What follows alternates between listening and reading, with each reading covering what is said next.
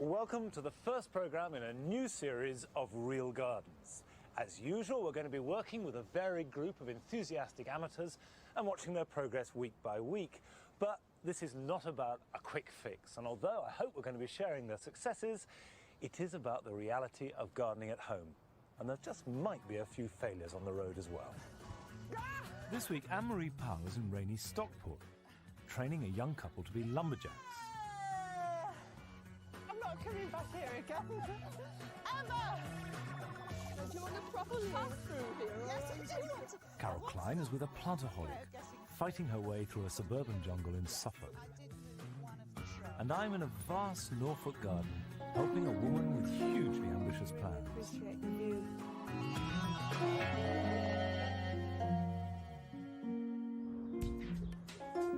On the outskirts of Stockport is the three-bedroom semi which TV engineer Mike Woodall bought last year together with his fiancée Alison Buckley.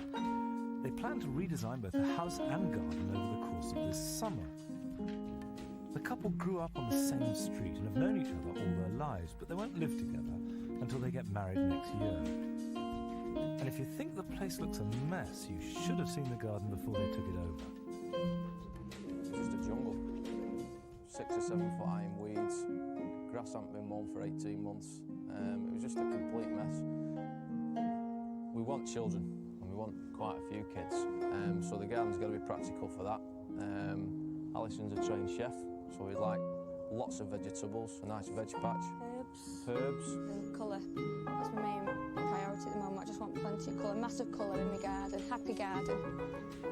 Their 125-foot patch is going to take more than a bit of mowing. I don't know anything about gardening, not a dicky bird, not a thing, but I'm really willing to learn. Who better to take the lead than Anne-Marie Powell? Yeah, this is the back garden. It doesn't look like you, though, this garden. It's not got your personality on it, has it? We've not done anything. All we've done is cut back and plant a few bulbs just to give us a bit of colour for this year.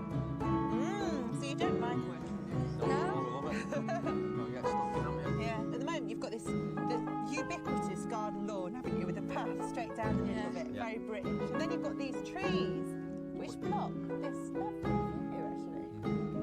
That one we'd like to come out, and possibly the other one as well. Right. Block out too much light. They're right smack bang in the middle, aren't they?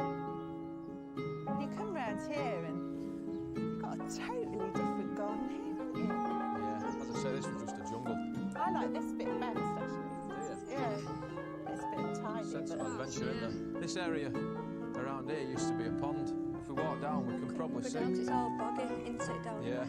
This some sort of path here. At the moment, the badgers and the foxes and the cats use it, and the foxes then just through the bushes there. So you get a lot of wildlife in this garden as well. Is that something you want to encourage? Definitely. Yeah. Definitely like to keep that, yeah. Make that part of the garden, yeah. Well, you've talked about everything that you've got in the garden, but what do you want to put in? Well, down here we want a big seating area, maybe decking, so we can do a lot of entertaining. Don't we have a lot of friends down, so we can do a lot, so then we can do our entertaining down in the garden. Water as well, you said. Yeah, water, I think that's going to be a big part. Well, that sounds like loads. That's all, really. My hands hurt already. What are you thinking about it? I really do. It's time to sit down and mess around with some ideas on paper. That boring lawn and path has got to go, but I love the wild area, and I think we should fill it with bog-loving plants and build a raised boardwalk to see them from. We could even have running water down there. Yeah? Not bad there. Thank you. There's lots to talk about, but before we can really see what we're doing, those trees have got to come down. Can I use this? Well, you can, but not for chopping down a tree. I think a bow saw would be more handy. You've got those. I reckon we should do it in sections, because that's quite big, isn't it? So let's get stuck in now. Right, let's go for it. Yeah, Bobby. The safest way to take this tree down is to lop 2 or 3 of its biggest branches off before tackling the trunk, stopping first to check there's nothing underneath that might get damaged. Do you know what these are? I don't know what it's called, but I know what it looks like. What does it look like? Like an orangey reddy flower. But when we first bought the house, it was just so out of control that I don't know whether to keep it or not. Oh, it is beautiful though. I know what you mean. It takes over. It's Crocosmia. And it's got this gorgeous acid green foliage that comes up now. You get a real shock of really red flowers. I think it's beautiful. Just needs needs controlling. I think get rid of some, give it away to your friends and keep the rest. Yeah, that's great. Yeah. Right, tools out. Tools out. Let's just chop this bit off first. So I'm going to climb up, chopping bits down as I go. And I need a lift going up here. Does that mean I get to touch your bottom? You do. Fantastic.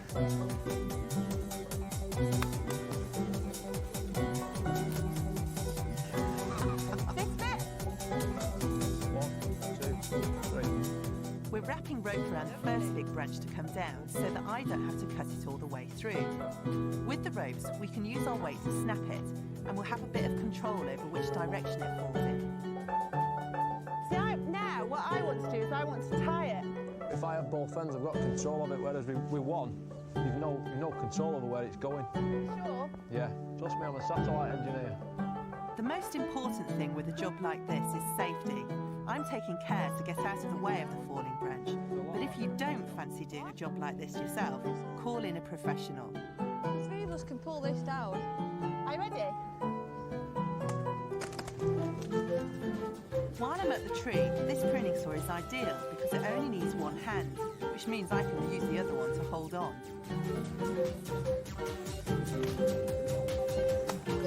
Hey! Don't you reckon that now we've got most of that down, we're not bothering the third branch, just get it done? Especially with the weather being so bad. I just want to get it finished and over with because it's horrible, isn't it? Yeah, come on. Right, that side. We're making the first cut at an angle on the side of the tree facing up the garden because that's the side we want the tree to fall. Are you ready? You're going to start, shall I?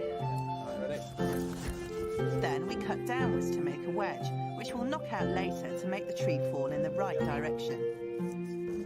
We also have to make a cut on the other side, but not all the way through. What do you reckon? Should we give it a go? If you want, yeah. Take it out then. Right. The ropes will do the rest. Look at it move! Keep pulling. 30 minutes later, it's still raining and the tree still isn't down. There we go. Yeah! Oh, that was hard work, wasn't it? I'm not coming back here again. Ever! These trees were far too big for this garden and sapped it of light, moisture and nourishment. Now Mike and Alison can start again with some smaller trees which won't spoil the view. That was much harder than I thought. Look at the state of us! Come on, your face, come here. Like it off for me, Look, darling. there you go. You look much better You've got a now. bit there as well. There you go. But next time, though, it would be great if you could get some more of this back area all cleared up, wouldn't it? Get that old compost bin out and all these piles of scrap that are all around the place, and we've got a real clean start then, haven't we? Yeah, have to get stuck in, won't we? We will, yeah.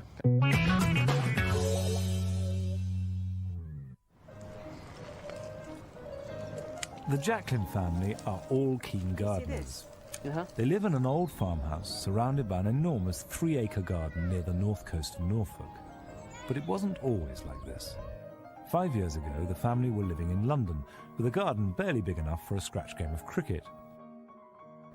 Selling up and moving to the country means that they all have much more space, and Bryony has taken full advantage of it, drawing up her own plans and almost single-handedly creating an elaborate family garden. You see, I've always had a bit of a thing about plants. And then I was the plant monitor at school. So technically, if anyone brought in a vase of flowers, then I was to find the jam jar. But we had bindweed growing around the blackboard and horse chestnut seedlings in polystyrene cups and things, and I was told not to do it anymore. Martin used to be a professional musician, but he was attacked by intruders on the doorstep of their London home and is now severely disabled. So they've also had to do all of the work on a shoestring, as all they have to live on is Martin's disability allowance. The garden fills a space, I think, in all of us between what we had in London before moving because of being ill, and for the children especially, it's a whole new world for them. To get the lay of the land, Bryony is showing me around. Now, what's this greenhouse for? I start the seeds off in there, All the chickens use it for a dust bath. This was All her greenhouses are second-hand, and none of them have any heating, but Bryony still manages to raise almost all the plants for her big new flower beds. I'm sure.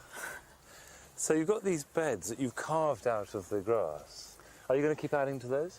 Yes. A la Alan Bloom? Yes. Very wet here, isn't it? Yeah, well, this is, I thought, the perfect place for a bog garden. That is official, formal bog garden, designated. Yes. It was just part of the grass, but it also it seemed like a nice shape to mirror the pond. Because, I mean, this is not... Bryony has got plenty more plans for this side of the garden, but her first priority is to improve the view from Martin's bedroom window. At the moment, there are 2 lawns, divided by a circular gravel drive in front of the house. The plan is to remove a section of the drive, join up the lawns, and create new border areas on either side. Secret egg. Oh, we've got a plan here now. Oh, that's very beautiful. So, we're here. Yep.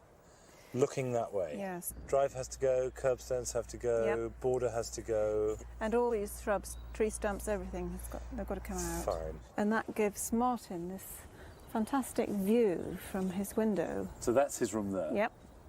So he can really appreciate the view through even to the top field. Well, that's perfectly possible. What sort of timescale are you looking at? I should think by the end of the day. In your dreams, we will make a start. We'll make a start. And helping us is Bryony's son, Christopher. Are you going to help us? I'm indeed. Let's get on with it. We are shifting all the gravel from the area where the new lawn and borders will be, and lifting the curbstone from what was the edge of the drive. Luckily, they don't have deep foundation. Christopher and I can just about lift them up by hand. Meanwhile, Bryony has the less arduous but no less important task of moving all the little plants that have seeded themselves in the gravel. What's the soil like under here? Oh, I think we need to have a probe.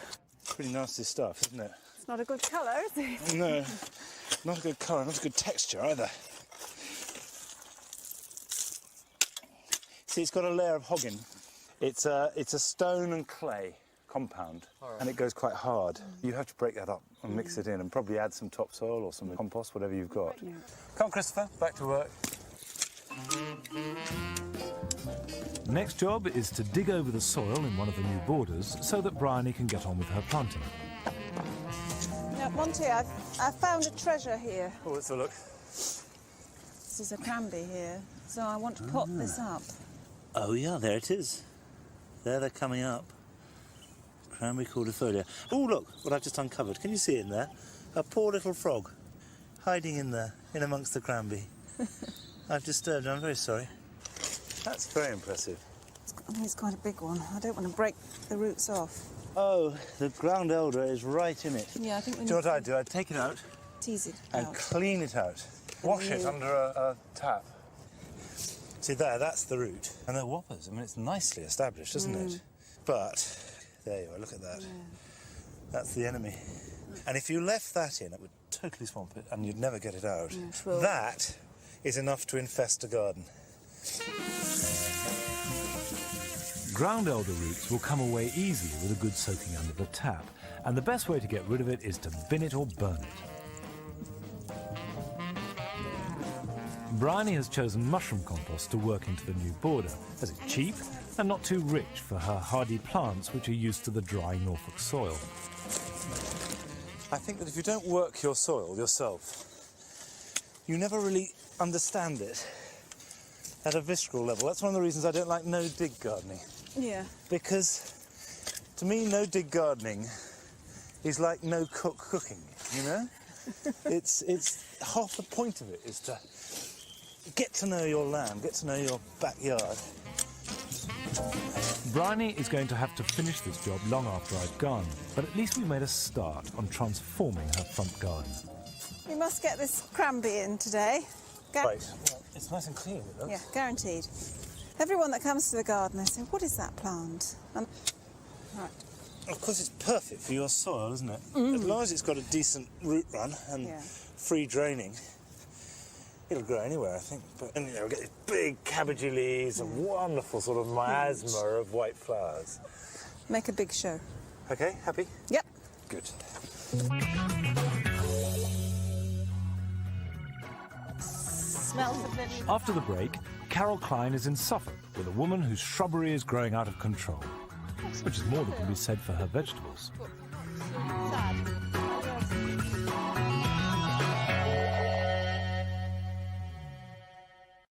Welcome back.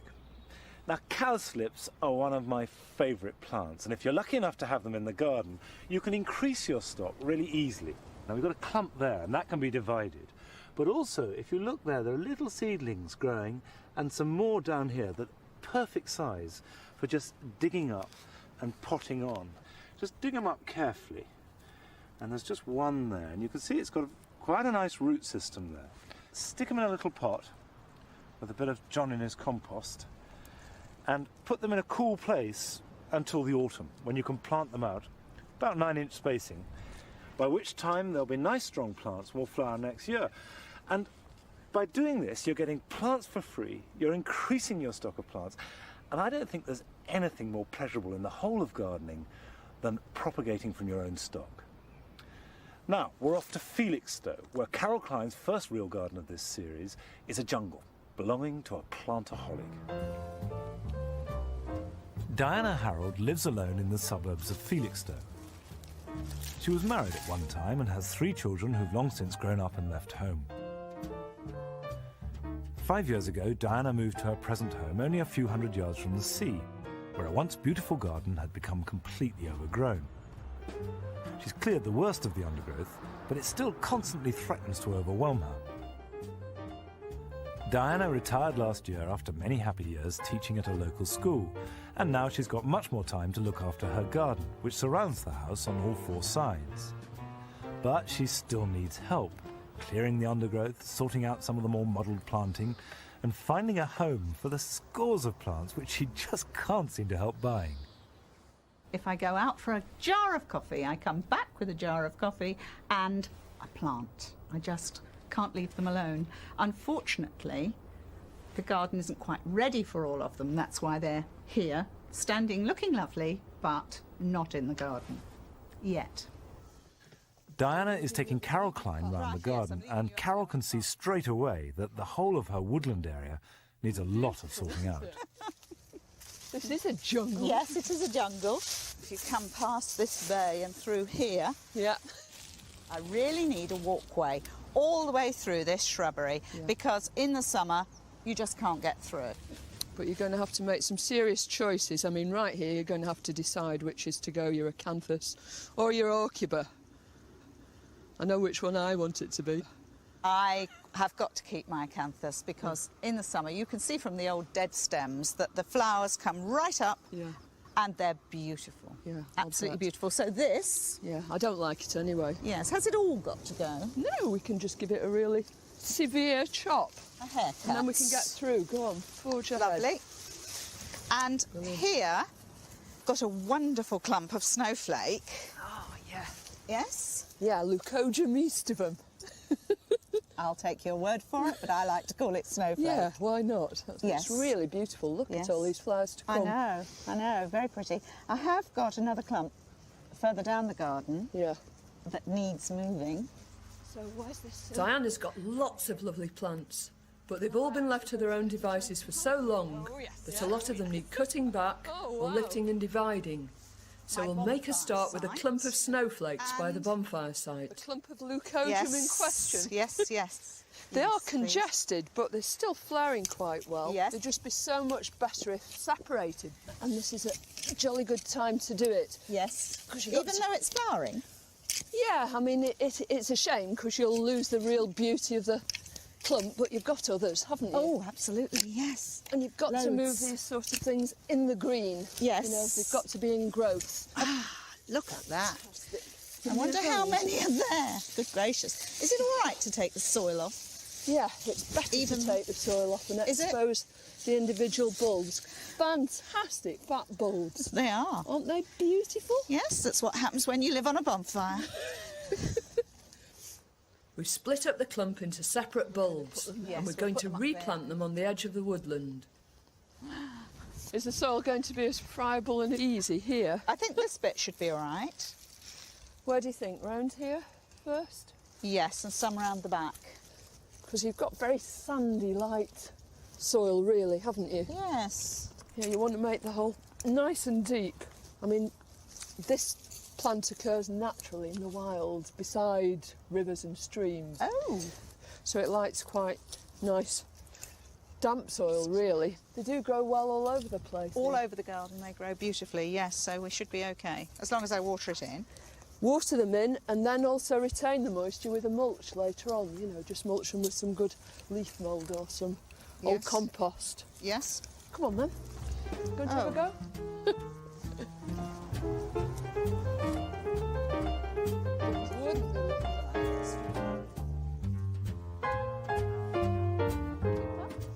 Once we've finished with the leucogyms, it's time to turn our attention to Diana's new vegetable patch, which hasn't been entirely successful. What's happened to your sprouts? Yes. Right. They've all blown, haven't yes. they? They've all opened. They were. They are very sad. Did they go in rather late? I don't think they were over late, but they certainly haven't done well. And have you planted anything yet? You've got some. Are they baby cabbages or? No, they're sprouting broccoli from last year. Oh, right. But I was too late putting them in.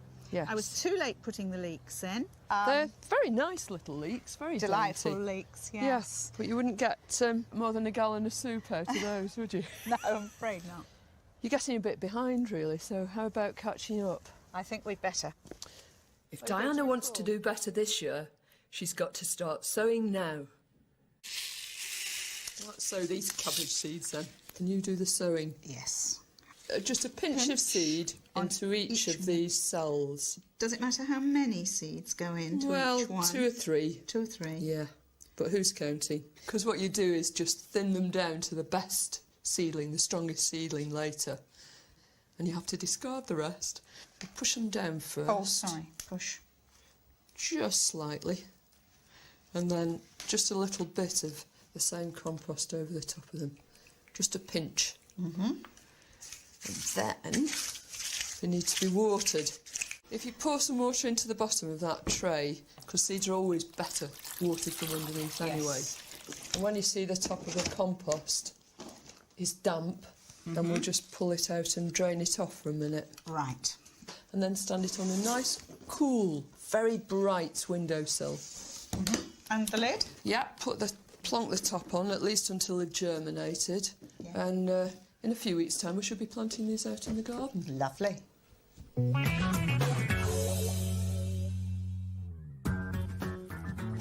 Next week, Carol is going down to Devon, where she joins a couple of police officers who lead a double life as passionate gardeners. Anne-Marie is visiting a young mother who wants to transform her back garden into a children's paradise. And I'm back with Bryony here in Norfolk, continuing the good work. I'll see you then. Bye-bye.